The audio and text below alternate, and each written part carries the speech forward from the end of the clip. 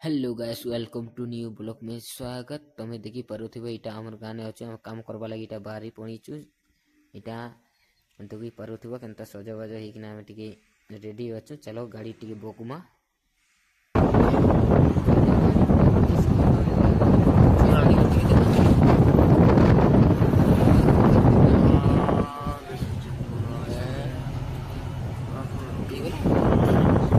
तारपरे आमे खेती गनु पूरा बलदिया माल छक ई जगह रे आमे दूसरा गाड़ी टिके धरी किना जीवार पड़बा भानीपाटना आसपास रो गाँ के आमे काम करबा लगी आमे चौचु।